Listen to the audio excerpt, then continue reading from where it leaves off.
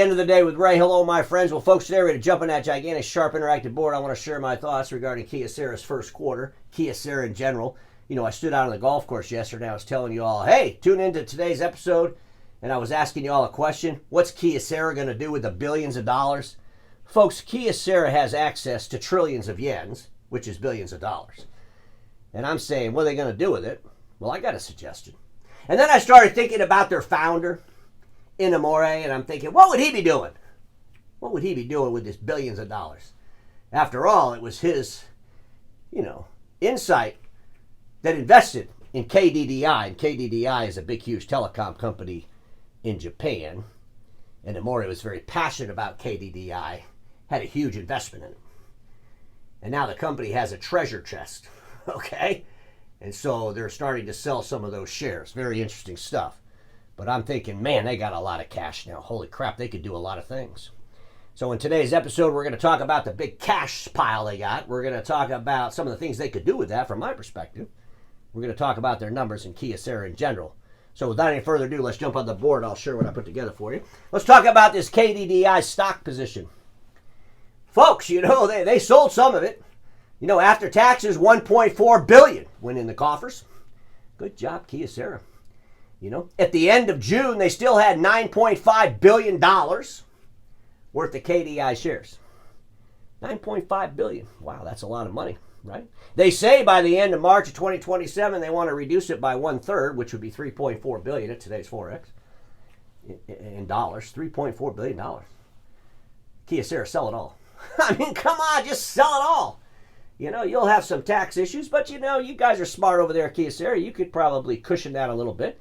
But take all that money and change the game for the business that you have at Kyocera, that's your largest and most profitable, the print sector. And ladies and gentlemen, a lot of people will say, well, Ray, that's just pure insanity. Why in the world would they want to invest that kind of money in the print sector? Because if they did, they would completely reinvent the print sector. They would completely disrupt the hell out of the print sector, and they would make billions of dollars in the process. Because print is definitely reducing. But if you could figure out how to capitalize on the reduction, if you could figure out how to capitalize on the reinvention, you win. And folks, that's a reality. So Kyocera, think about it as you watch today's episode. I was thinking about the founder of Kyocera. Kyocera was a genius. I mean, at the age of 24, he was the first in Japan to successfully synthesize ceramics. I mean, I'm thinking, what would he be doing today if he was with us? What would his intellect, his scientific mind be telling Kyocera? You know what he'd be doing? He'd be screaming, get into inkjet! I saw it End of the Day with Ray episode, and you guys need to be doing this. I was channeling him for a second there, but I'm thinking that's what he'd be saying. Kyocera was a rock star business person in Japan, well respected. He was an author. His business philosophies are read all over the world. I shared some of those thoughts on episodes. The Japanese government came to him and said, we need your help with Japan Airlines. In his 70s, he was saving Japan Airlines. What would he be doing today? And I think all of my OEM friends should be asking themselves that question. What would our founder be doing today to shake things up? Because I've been pretty critical of all my OEM friends being way too conservative in a time when they need to be inventive, in a time when they need to be changing the game. So my friends at Kyocera, let me ask you, what would Kyocera be doing? Folks, here's what I think he'd be doing. He'd be liquidating all those KDDI shares. He'd be excited that he had the foresight to invest in KDDI. And then he'd put the End of the Day with Ray on one of them Japan Airlines planes, and I'd go to Japan and I would help them all get this inkjet into the business world. That was just me having a really good dream one day. But anyway, that's what I'm thinking he'd probably be doing, right? Ladies and gentlemen, they got a proof of concept over there at Kyocera. I don't know what the hell they're waiting for. They came out with that Task Alpha 15,000C. It was a home run. We just saw where Xerox partnered with them. Hey, we want to sell these things. Their inkjet technology is working. It has the proof of concept. So what in the hell are you waiting for, Kyocera? It's time to take this technology and bring it downstream. And do it before somebody else does. And shake things up. Think about your founder. Think about what he would be doing. He would say, okay, man, we got the proof of concept. We need to scale the hell out of this. That's what he'd be doing, I'm thinking. I'm thinking you guys would have the Task Alpha 15B, the 15C, the 150B, the 150C, the 1500B, and the 1500C. You'd have all this inkjet technology out there in the marketplace disrupting the crap out of laser. And folks, you can do this. The question is, why the hell are you waiting so long? You gotta seize the moment. Let's look at their numbers for the first quarter. $3.2 billion in revenue. They had an operating profit of $125.6 million, or 3.9%. And you know, folks, I got to tell you, when Kyocera is having operating profits 4%, 3.9%, they're not excited about this, okay? And they are doing what they need to do to correct that ship, because they don't get in the boardroom and somebody says, hey, you know, let's try to get a 4% operating profit. I mean, when that happens, they're like, okay, first of all, who let that person in our boardroom, and make sure he doesn't show up next quarter. I mean, that's what I'm thinking they'd probably be saying. But they know they got to make adjustments. They know that the industry of print, which is their core deliverable, is being pressured. They know that all the other things that they're invested in are being pressured, because the whole world's being pressured. We got geopolitics. We got the tariff issue. There's a lot of things going on around the economies of the world. And folks like Kyocera, I believe, have much better strategies than a lot of folks. And you would have to say that, well, Ray must be right about that, because when you go back and you don't find them losing any money at all for 16 years, that means they got discipline, and that means they got strategy. When you look at the Document Solutions business unit for their first quarter, $725.2 million. Their profit, $66.2 billion, 9.1%. You know, folks, you know, that print business, you know, I can't beat them up too bad. I mean, they know how to make money there. But I'm thinking they can make so much more. I mean, they could drive that top line revenue through the roof. And we all know that ink's very profitable.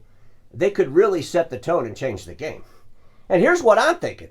I mean, you know, Xerox already came and said, hey, we want to sell that Task Alpha 15,000C. I guarantee you they'd want to sell the 15C and the 15B and the 150C and the 150B. They'd want to sell those too, wouldn't they? Not to mention some other folks in the market, right? If you look at their sales revenue, and this is from 2023, 2024, 2025, and 2026, you basically call them flat. And, you know, folks, at the end of the day, if you want to change the game, you got to change the game. If you want to stay flat, then you just stay flat. And you don't, you stay really conservative. Well, you know, we don't want to rock the boat too much. You know, let's just try to stay flat. I can't imagine they're thinking that kind of crap at Kyocera. I'm thinking they're thinking, we got to grow our revenue. We got to maintain high profitability. But more importantly, Kyocera, what you're not saying, I don't think, is we're going to change the game. Okay?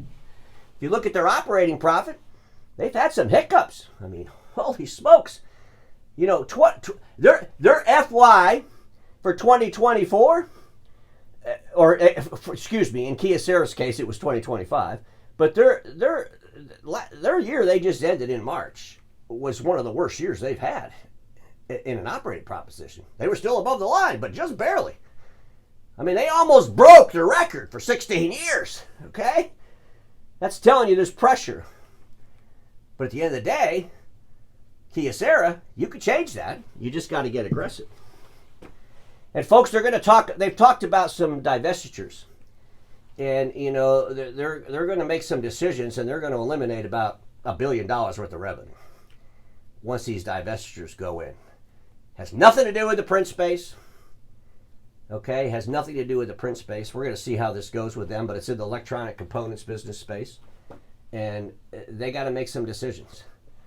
You know, they got to look at their revenue buckets. They got to look at the profitability in those revenue buckets. They got to look at the time it takes to manage those buckets, the resources it takes to deal with those buckets. And they're going to make some decisions. And, you know, those decisions will definitely impact their top line revenue. You know, hopefully those decisions will improve their bottom line number. But we're talking about $1 billion. I mean, they're forecasting for their FY 2026, which is the current year they're in, to do about $12.9 billion. You know, once those divestitures hit the books there, that would be down to about $11.9 billion. So Kyocera, you gotta make up some money. What better place to make up the money than the business unit that's doing the best for you, right? I mean, seriously. I had the same argument with my friends at Sharp. If you're going to divest of not really profitable business, then you got to double down on the ones that are profitable. But you got to do it in a way that shakes things up. You got to do it in a way that you could really change that market space and grab all kinds of revenue that you're not even paying attention to.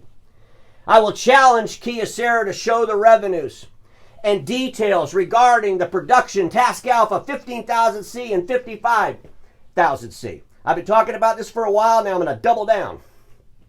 Kyocera, you got to start showing the numbers. Because when you show the numbers, you'll be so surprised how much more in tune you'll be to manage it and grow those numbers.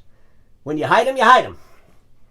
And if you want to be the real player in that production space with inkjet, then you got to show the numbers. Your peers show the numbers. And Kyocera, you got to show the numbers too. Because if you do, I really do believe the discipline at Kyocera overall will make sure those numbers don't disappoint. Kyocera must aggressively challenge laser printing in the business print landscape or face the consequences of someone beating him to it. Ladies and gentlemen, there's offices all over the world that'll buy this inkjet technology. This isn't some fantasy that Ray's making up. This is reality. We have the technology. The technology is better than it's ever been. In Kyocera's case, they have a proof of concept with the Task Alpha technology. Bring this crap to the business community and do it now. Take some of those windfalls from KDDI stock and invest it in a business component where you could change the entire landscape of an industry. Kyocera can do this. And ladies and gentlemen, every single person watching me knows this. Status quo is the killer of all that'll be invented. Don't get stuck there, and I'll see you all tomorrow.